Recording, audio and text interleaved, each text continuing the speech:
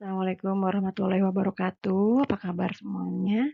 Kali ini kita akan membahas mengenai sistem informasi agribisnis pada subsistem budidaya.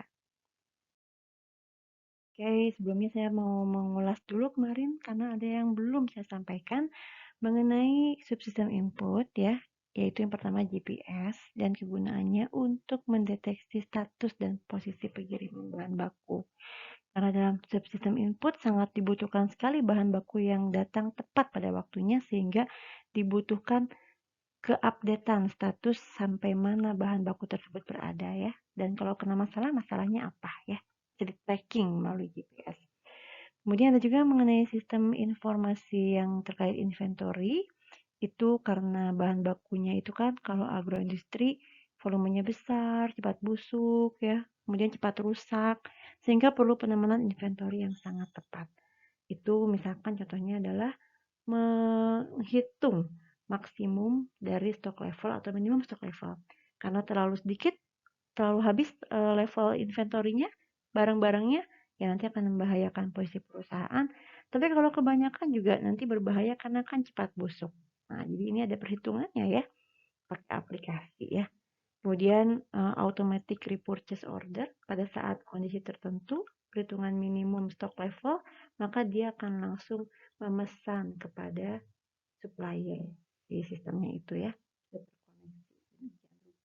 Sehingga langsung dipesan. Kemudian juga mempelajari mengenai expiry date dari sebuah bahan baku ya. Dicek expiry date-nya kapan, berarti ini yang paling cepat expiry date-nya maka harus yang paling cepat dikeluarkan. Atau kalau istilah akuntansi first in, first out ya, seperti itu. Juga termasuk scanning dan sortasi bahan baku yang nanti juga akan digunakan pada kondisi pasca panen ya, sortasi dan grading. Tapi di sini scanningnya untuk bahan baku. Itu menggunakan sensor ya, sehingga dapat dilihat ukuran dan warna yang memang sesuai dengan kriteria bahan baku yang kita butuhkan. Ya, seperti itu. Next.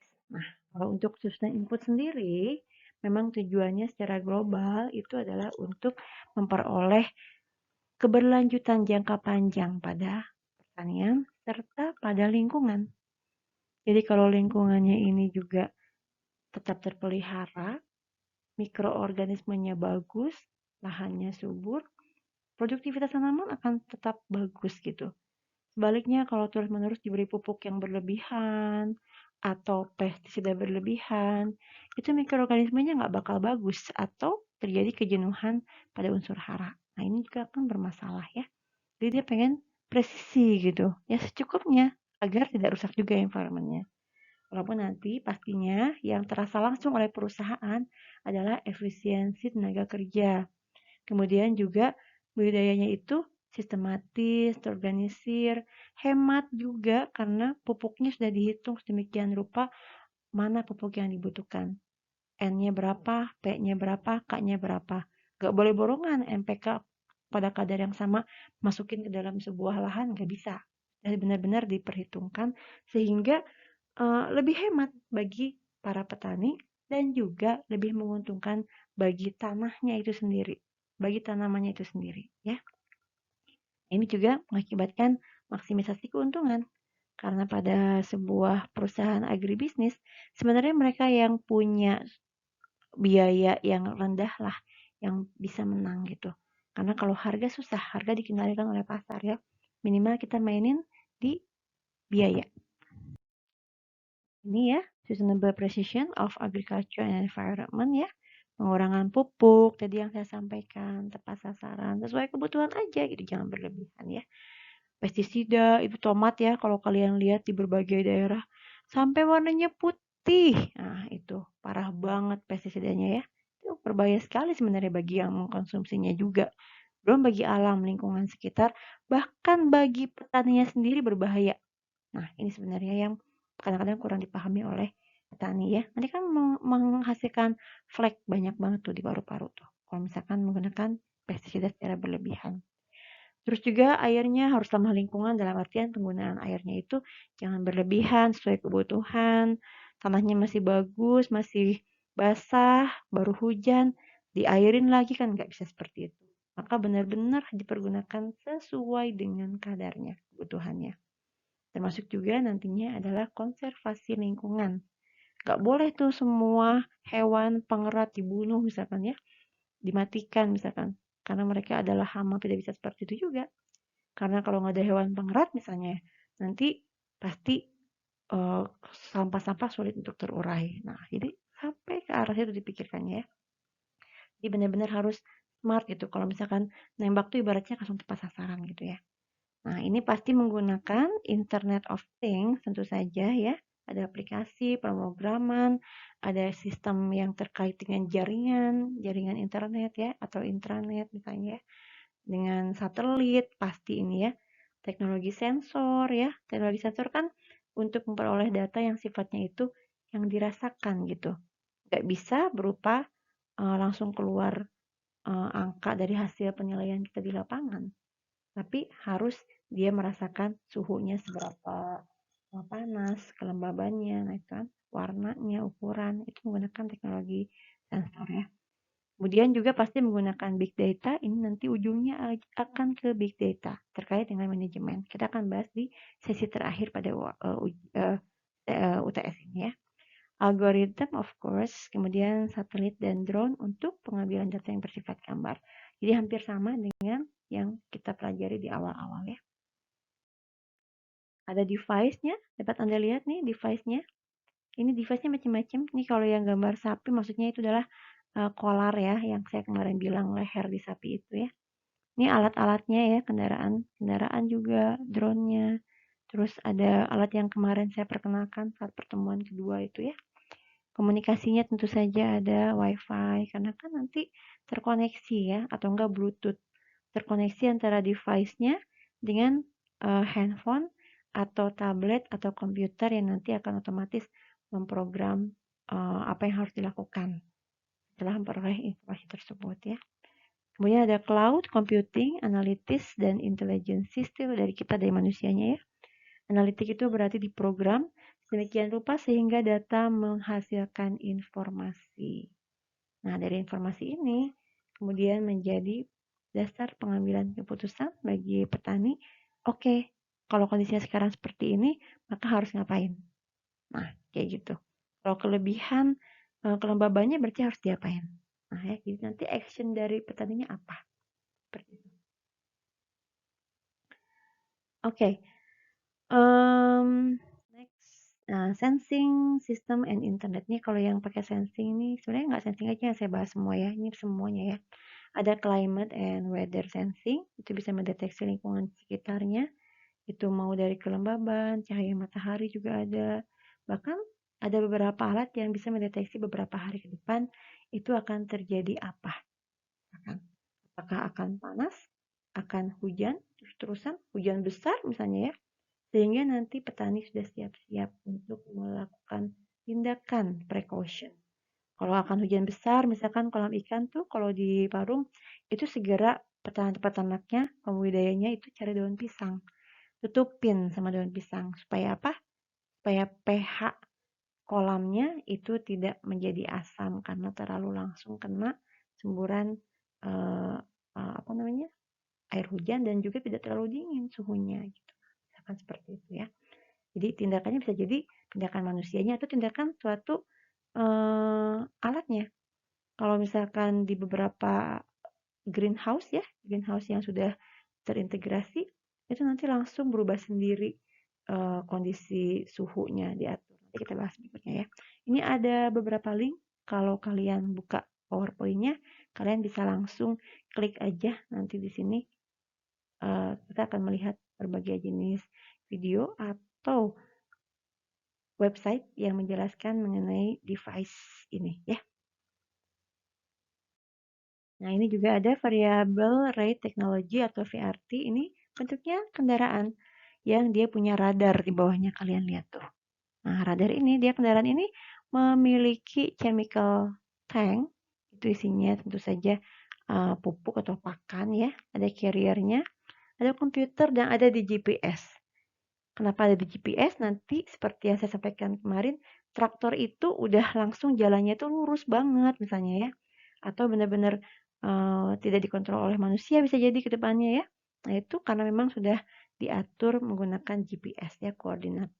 Nanti ada direct injection controller sehingga si chemical tank itu hanya keluar pada tempat-tempat yang memang membutuhkan kondisi pupuk itu. Mau banyak mau dikit sesuai dengan radar yang telah dipantau sebelumnya. Itu keren banget ya. Jadi langsung presisi gitu, nggak berlebihan, nggak kekurangan ya si tanahnya itu memperoleh pupuknya atau tidaknya ya. Dilihat ya, kelihatan dari radar itu hama tanamnya seberapa banyak tuh kelihatan ya kalau untuk yang terkait dengan hama. Ini otomatisasi dalam pengaturan kelembaban, tingkat cahaya, kadar air. Ini contoh dalam greenhouse. Jadi nanti sensor-sensor ini akan me, menerima kondisi seperti apa, diolah, lalu kemudian langsung di-adjust, langsung dilakukan adaptability-nya. Berarti harus diapain nih? Kalau misalkan terlalu rendah cahayanya, nanti langsung cahayanya tuh kayak langsung meningkat sendiri. Atau misalkan kalau di sini air ya, nah airnya kurang banyak, nanti keluar sendiri airnya. Nah, seperti itu. Ini contoh nih, Tunas Farm ini adalah bukti nyata di Indonesia sudah dilaksanakan. Kalian lihat nih ada exhaust fan ya, di atasnya tuh kipas ya. Di bawahnya ini sudah terintegrasi, ada pengaturan cahaya nih ya. Kalian lihat banyak neon-neon. Nah, seperti ini. Jadi memang sudah sangat terintegrasi dan ini nyata ada ya. Jadi kalian tinggal klik aja nih, linknya saya buatkan. Ini plant or crop sensing ini untuk melihat kondisi tanaman. Tanamannya itu pertumbuhan seperti apa, perkembangannya, warnanya, pergerakan tanamannya, misalkan dalam artian bermasalah atau tidak tanamannya ya. Dan untuk melihat kesehatan, perkembangan, dan produktivitas tanaman. Nanti kalau misalkan ada tanaman yang banyak bolong-bolong daunnya, ya itu berarti udah banyak hama penyakit, atau enggak warnanya berubah, nah itu bisa ketara sama si crop sensing ini. Ya, seperti itu. Ini juga ada smart collar for cattle yang saya bilang kemarin tuh ya, yang di leher sapi. Itu diantaranya melihat lokasi sapi dan juga menunjukkan kondisi kesehatan sapi karena ini akan sangat mempengaruhi hasil panen. Baik daging sapinya itu sendiri ya, kalau sakit nanti kan bermasalah, dagingnya banyak ulatnya lah, misalkan cacingnya ya, cacingnya lah, atau enggak memang mati lah misalkan. Wah, kalau mati kan sapi harganya mahal banget ya. Atau kalau misalkan dia sapi perah, nah ini akan bermasalah juga dalam luaran susu yang dihasilkannya. Ya, jadi kalau misalkan kita pakai smart collar, ketahuan ini sapinya sakit, buru-buru langsung di obatin.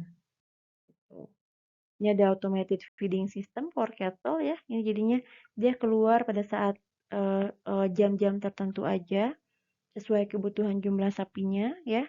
Kemudian juga dibersihkannya gampang sekali sehingga tidak mengakibatkan kekotoran. Kemudian dia kayak sudah teratur gitu. Teratur kalau benar-benar sudah kosong misalkan ya. Ini bisa diatur. Kalian boleh lihat di YouTube-nya ya. Cek-cek gitu. Jangan sampai anak agribisnis nggak tahu teknologi terbaru gitu. Ini adalah presisi dalam artian kita nggak boleh ngasih pakan terlalu banyak ya. Tapi itu harus sesuai dengan kondisi tubuhnya masing-masing. Karena pakan itu tergantung dari kiloan dari sapi, sekian persen dari sapi. Ini pengolahan kandang otomatis ya. Kalau kalian lihat nanti kalian boleh klik silahkan jalan-jalan ke kandang sapi di luar negeri nih ya. Bagus banget. Jadi dari mulai pengaturan pakan, pemberian pakannya, kebersihannya, pemerahan susu, pengontrolan lingkungan, semuanya itu menghasilkan perlakuan yang otomatis dilakukan oleh mesinnya itu sendiri atau menghasilkan informasi agar nanti si anak kandangnya segera bergerak untuk melakukan tindakan. Ya, ini keren banget. Kalian silakan klik link YouTube-nya ya. Ini contoh di perikanan, dapat dilihat nih di udang ya. Nanti ini ada contoh alat Aqua Easy, dia akan mengontrol kondisi di air di situ. Karena air itu harus bersih misalkan. Juga dia melihat kondisi di udangnya, ukuran sudah besar apa enggak, kemudian kira-kira butuh pakan berapa, kemudian ini airnya harus digantinya kapan, harus dibersihinnya kapan. Nah ini ada informasi seperti ini, keren banget. Langsung terhubung ke handphone kita ya pakai aplikasi. Silahkan dibuka YouTube-nya ya. Karena saya juga nggak bisa bicara banyak di sini, waktunya terbatas. Mengenai harvest teknologi ini juga keren banget ya. Jadi alat-alat sensor sekarang itu bisa melihat warna, teksturnya aja bisa melihat tekstur yang rapat, tekstur yang bolong-bolong gitu ya. Nanti dia akan memisahkan mana yang udah siap untuk dipanen, mana yang belum siap. Nanti kalau yang belum siap panen sama dia nggak bakal dipanen. Itu mesin loh, mesin asli itu. Jadi dia hanya memanen jika warna, ukuran, dan bentuknya itu sudah sesuai dengan yang diprogram sebelumnya. Nanti ada programnya dulu ya, diprogram dulu nanti si alatnya. Jadi butuhnya segini sampai dengan segini, segini sampai dengan segini, nanti alatnya akan bergerak sesuai dengan program yang telah disetting sebelumnya. Kalian boleh klik link YouTube-nya supaya nggak cuma menghayal aja ya. Jadi kalian bisa tahu bahwa apa yang saya sampaikan itu betul ya. Banyak banyak banyak contohnya, tapi di luar negeri memang saya belum melihat di dalam negeri selain yang beberapa pertanian tadi ya. Mungkin saya juga kurang banyak waktunya untuk mengekspos ya. Mungkin pastinya banyak ya. Ini post harvest and food quality sensing, of course ini menggunakan sensing juga, sensor ya, karena dia tujuannya itu untuk baik itu sorting, grading, atau pengolahan. Tapi di sini saya fokus pada sorting and grading aja ya. Sorting, grading, dan beberapa YouTube ini menunjukkan anggur yang sudah dipotong kecil-kecil gitu, kemudian maksudnya dipisahkan dari batangnya sehingga tinggal anggurnya saja gitu ya, dalam kondisi yang sangat bagus dan yang jelek-jeleknya terbuang. Ini keren banget. Silahkan kalian klik ya YouTube-nya. Ini juga ada YouTube mengenai tadi itu saya lupa yang saya sampaikan sebelumnya. Nanti diklik aja linknya ya. Yang jelas ini bagus sekali informasi buat kalian. Ini ada beberapa penelitian ya oleh Pak Kidang Seminar ya, bahwa ternyata dapat digunakan itu untuk menghitung dosis untuk penyemprotan gulma. Ini sudah ada penelitian dan memang sudah dilaksanakan ya. Sensor kamera itu menggunakan traktor tangan ya, real time dosisnya herbisidanya itu. Sehingga dapat menghemat konsumsi herbisida. Memang sih herbisida nggak terlalu mahal ya, tapi kan Anda bayangkan kerusakannya pada lingkungan. Ya, jadi kita harus berpikirnya jangka panjang. Dan juga kan kalau misalkan terlalu banyak herbisida itu kan butuh orang juga kan banyak untuk menyemprot herbisidanya. Nah, kalau cuma dikit berarti kan hemat sumber daya manusia. Ya, seperti itu. Terus ini deteksi terkait dengan penyakit ya. Dapat dilihat nih bahwa ada jaringan saraf tiruan, deteksi cerdas jaringan saraf tiruan. Tadi yang saya sampaikan sampai bisa mendeteksi detail jaringan-jaringan yang bahkan secara kasat mata belum bergejala. Nah, ini sudah dilaksanakan penelitiannya di Indonesia juga ya. Oke, juga sistem pemantauan broiler ya, nggak cuma sapi aja broiler. Kalau greenhouse tadi sudah dibahas ya, jadi ntar suhunya langsung berubah, langsung ini lagi suhunya lagi rendah nih, itu langsung naik sendiri nanti si lampunya. Terus kalau kelembabannya misalkan terlalu humid, maka nanti akan langsung ada alat untuk mengatur agar kelembabannya itu menurun. Enggak, langsung ke exhaust fan-nya itu muter supaya nanti udaranya ngalir gitu. Tuh. Atau enggak nutrisi nih, kalau hidroponik nih. Jadi nanti tetesan nutrisi AB mix-nya itu akan lebih terkontrol berapa tetes. Nah, ya. Oke, sekian dari saya. Mudah-mudahan bermanfaat. Mohon maaf jika ada kesalahan. Subhanakallahumma bihamdika asyhadu an la ilaha illa anta astaghfiruka wa atubu ilaik. Assalamualaikum warahmatullahi wabarakatuh.